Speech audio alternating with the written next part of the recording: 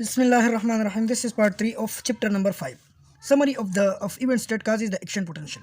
So we have discussed all the phenomena which are responsible for the resting membrane potential and the action potential. So we will summarize in 3-4 points that what are those phenomena.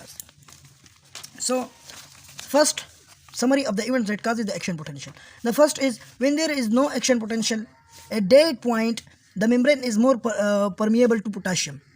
At that time, the membrane is 100 times more permeable to potassium as compared to the sodium.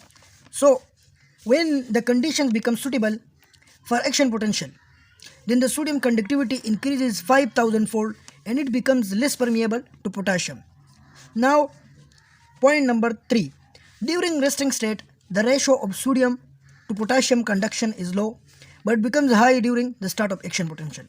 And then again at the end of the action potential, the sodium channels start closing and the potassium channel start opening, and the sodium potassium ratio of the conduction ratio is shifted in favor of the potassium. So these were the 4 points which can summarize the whole story of the action and resting membrane potential.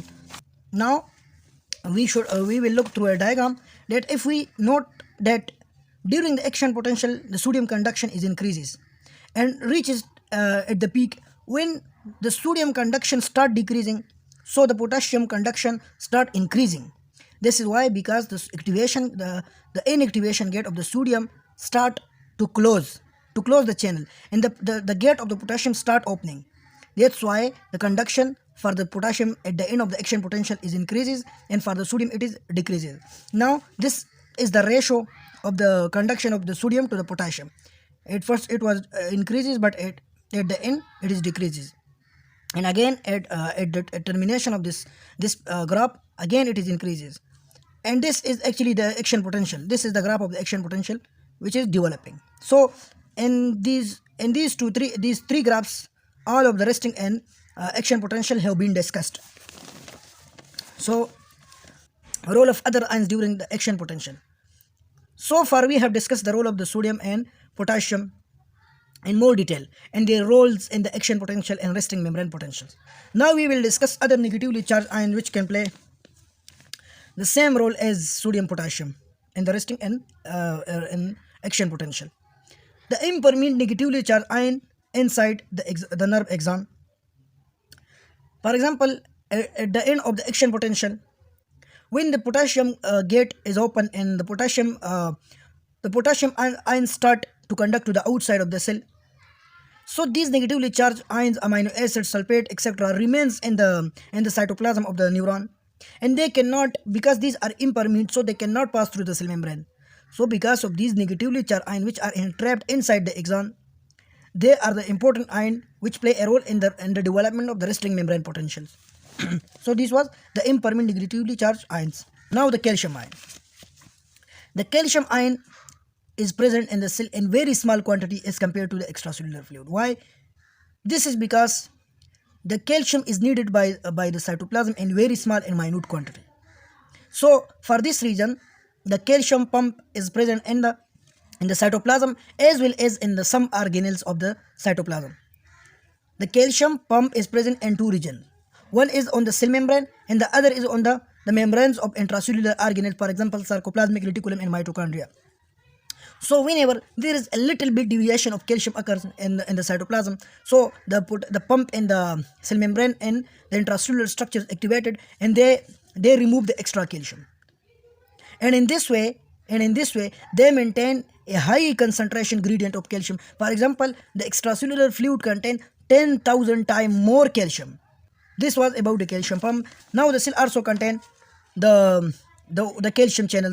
As the sodium play its role in the development of the action potential, so the voltage gated calcium channel play the same role. But there is one main difference between the sodium and the calcium gated channels. That is, the sodium channel is a fast channel, but the voltage gated calcium channel is a slow channel.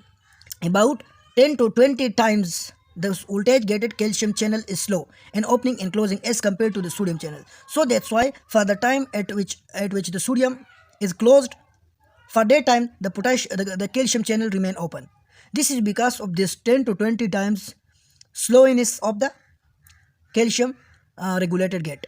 the voltage gated calcium channels are very important. We will discuss one example of the voltage gated calcium channel in the upcoming discussion. Now we will proceed. Increased permeability of sodium channel when there is a deficit of calcium ion. What it means?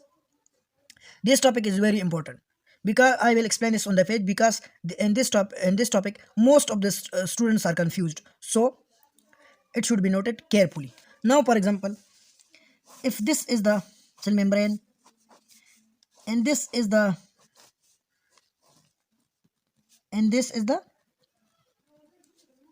sodium channel, and these are the gates of the sodium channel, which are lined by negatively charged amino acid, and these are the sodium ions, and this is the calcium ions.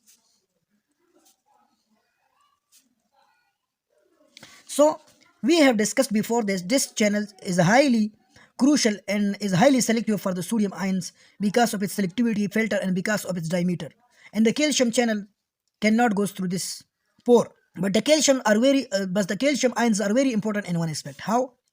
This is because this negatively charged amino acid, when the calcium is increases, then due to the increased positivity outside, these calcium attract these negative amino acid upward, and through these, with the help of these attraction, the sodium channel is closed, and it cannot open. It will open hardly. So that's why when the extracellular calcium is very much high, so then the excitability of the neurons and of the muscle is decreases. This is because of this phenomena, that when the calcium is increases, then they attract these gates, and the sodium channels cannot be open easily. And in another case, when this sodium channel, for example, when this is the sodium channel and these are the gates of the sodium channel, okay, if the calcium is in low concentration, what will happen? If the calcium is in low concentration, what will happen? These gates will not be attracted by any positive charges, and these gates will free. There will be no controller for these gates.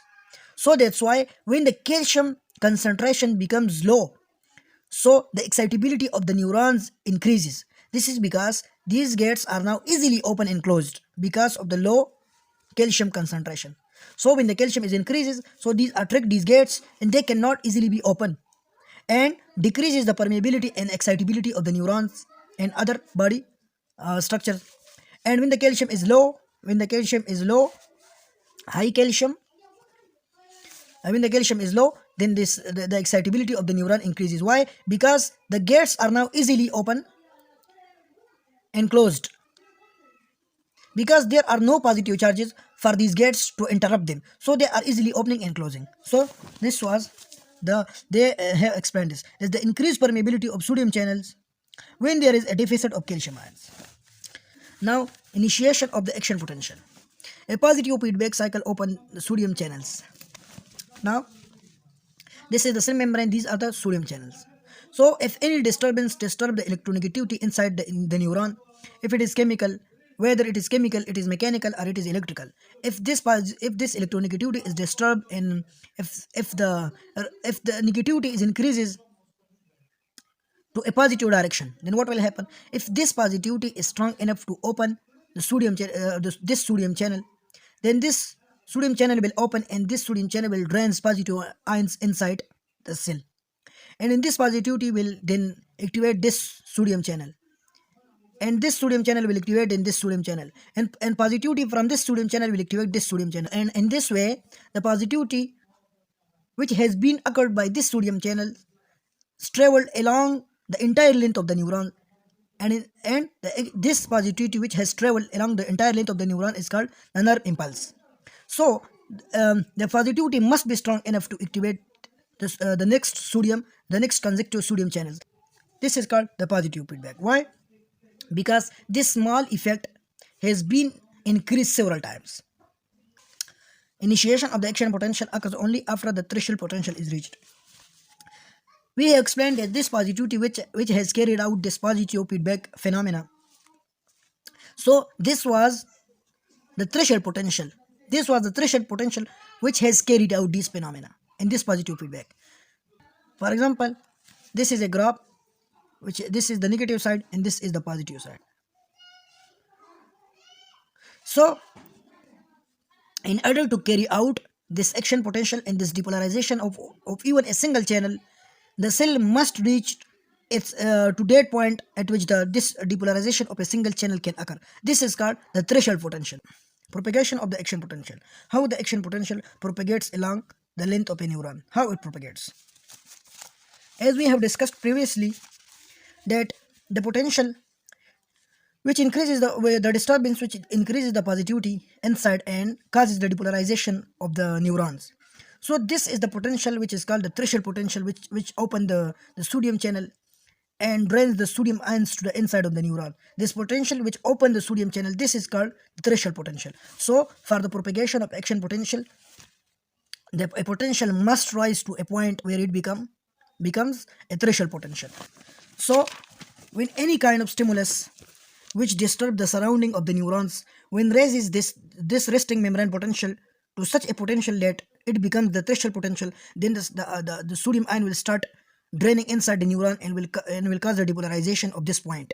So after the depolarization, the charge which has gain entry into the neuron will also travel on either side of the neuron. So it will travel for some distance and it will increases the potential on this side and will open further channels of potassium. Now it will reach to this point and this depolarization will again activate other sodium channels, and in this way the entire length of the neuron, this action potential in this manner will travel through the entire length of the neuron. So this is the depolarization, the disturbance which disturbs the inside of the inside potential. Then this potential will activate the sodium channels. Then on either side of this depolarization, this depolarization will further activate other sodium channels, and in this positive feedback will continue along the length of the neuron, and this depolarization which travel along the entire length of the neuron, this is called the nerve impulse. So in this way the nerves propagate along the length of the neurons. So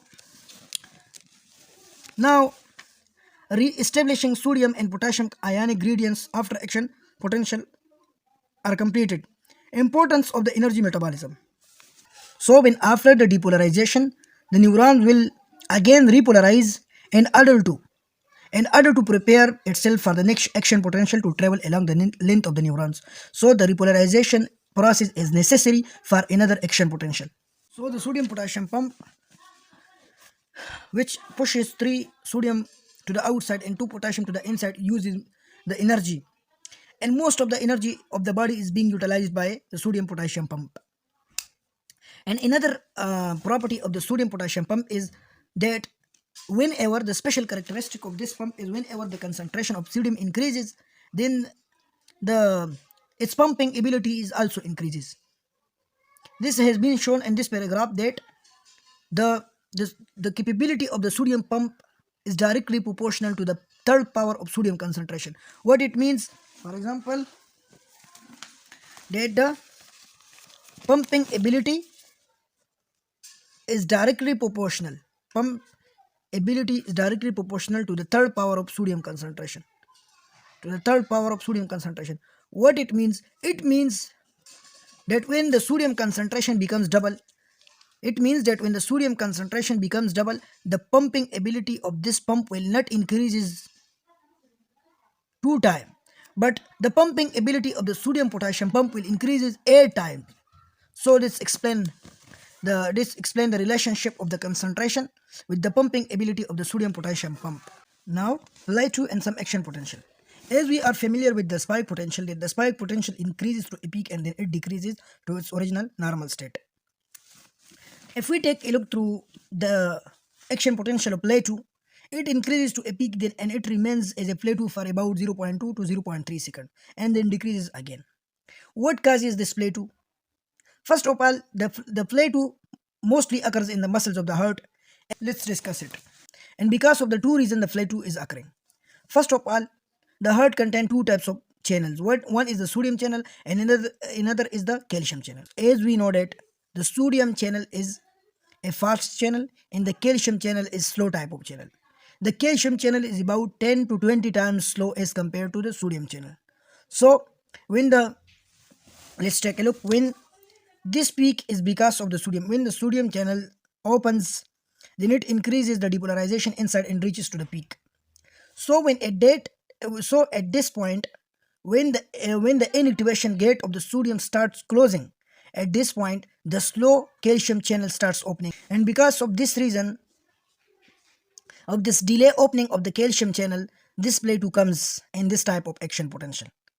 Now another reason for this play 2 is that the opening of the potassium channel. The potassium channel, for example, in other factor that may be partly responsible for the play 2 is that the voltage gated potassium channel.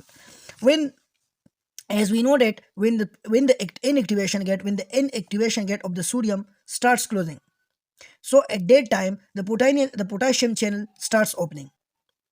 So for most of the time the potassium gate is closed at which the sodium gate is open. So because of these two reasons, first reason is the slow opening and closing of the calcium channel, and the second reason is because the opening of the potassium channel is per that interval of time at which the gate of the sodium is closed.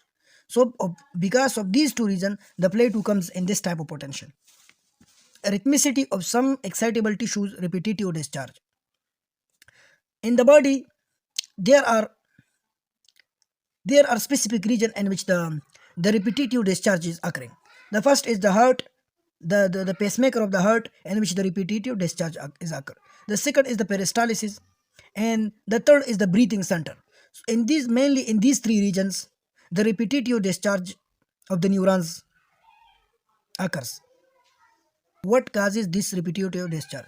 This is because of the some gap junctions and leaky channels and these types of muscles. In this leaky channel, for example, when this is the depolarization which is occurring, when the depolarization is terminated and the membrane is repolarized, this repolarized potential, these leaky channels take this repolarized potential to the threshold potential, and this threshold potential again depolarize the membrane. And after the repolarization, the leaky channel take this repolarized potential to the threshold potential again, and the depolarization is occurring. And again this process is repeating again and again. The leaky channel take the repolarized potential to the threshold potential, and depolarization is occurring. And again after the repolarization, the leaky channel take this repolarization potential to the threshold potential, and in this manner the repetitive discharge is occurring. Now we will explain the re-excitation process necessary for the spontaneous rhythmicity of the heart. If we will take the example of heart, that for example the heart potential is minus 60 to minus 70 millivolt. Now for example in the figure 514, if for example if the depolarization is occurring, it reaches to the peak and it decreases, and hyperpolarization is occurring. This hyperpolarization, for example, as we have explained that the heart contain the leaky channel, so the leaky channels carries this hyperpolarization to minus 60, and as the minus 60 voltage is not so enough to keep the calcium and sodium channel closed, so because of this leaky channels which carries this potential to minus 60 and the depolarization and depolarize the membrane again and again, it is hyperpolarized, and because of the leaky channel which take the sodium which take the hyperpolarization to the threshold, and the depolarization is again, and this process is repeating again and again. The leaky channel take this repolarized potential to the threshold potential, and this potential is not enough negative to keep the sodium and calcium channel closed. So because of the leaky channel, the heart is spontaneously and continuously depolarizing and repolarizing again and again in a rhythmical manner. So they have explained one more point, that why does the membrane of the heart control center not depolarize immediately after it has become repolarized, rather than delaying for nearly 1 second before the onset of the next action potential? This is because, for example, if the depolarization has occurred and when it raises to about plus 35 millivolts in the large potential, the inactivation gate of the sodium will close. So if this inactivation gate has closed, so how can the next potential develop?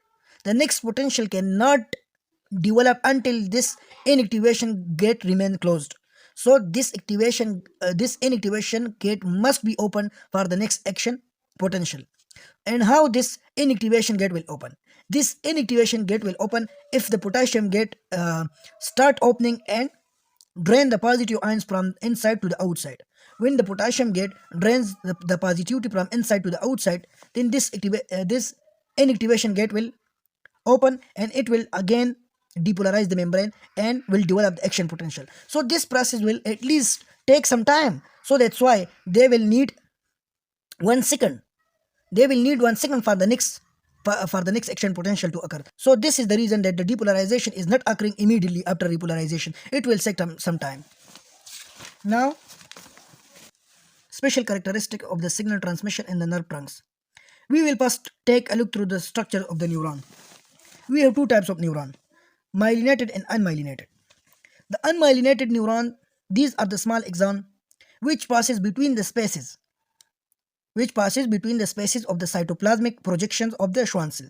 So these are the cytoplasmic projection, and between these cytoplasmic projections are spaces. So through these spaces the axons are passing, but this axon is not completely surrounded by this cytoplasmic projection. So that's why they are called unmyelinated neurons. Now the myelinated, for example, this is the axon. This axon is completely covered by the multiple layers of the Schwann cell. So that's why this is called a myelinated neuron. For example, this is the clear picture, and these are showing the multiple layers of the Schwann cells. This is one Schwann cell, this is another Schwann cell. The spaces between the two Schwann cell is called the node of Ranvier. The node of Ranvier at which the axon is devoid of Schwann cell and it is bare.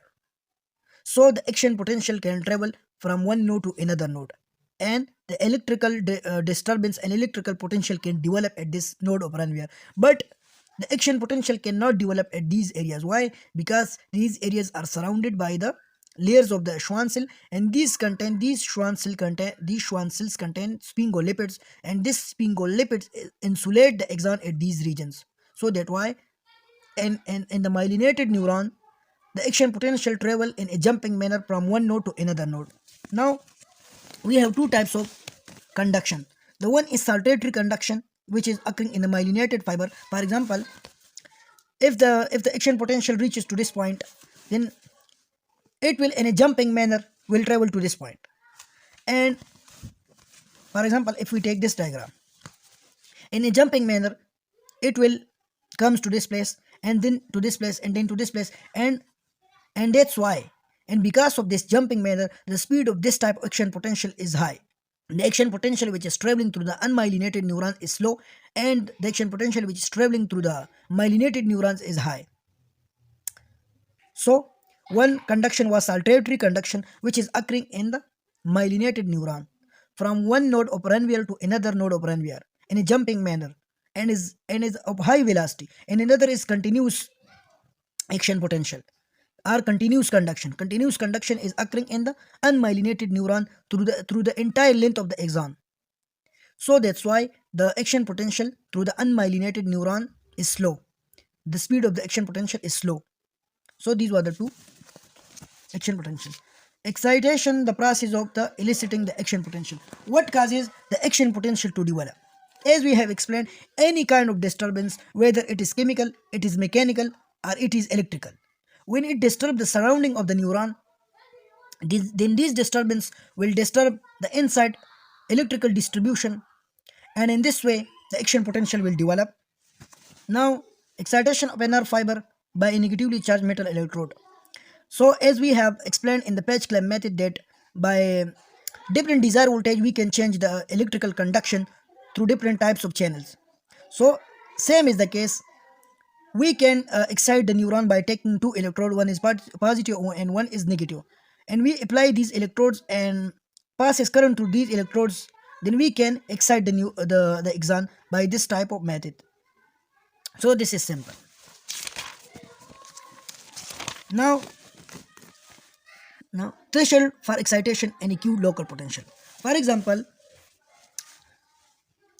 this diagram has explained this phenomena, that these are the potential. This is, for example, this is the potential which carries the potential to -60, and this potential has carried it to -70, and this potential is strong enough to carry the potential through a threshold level and excite the neuron.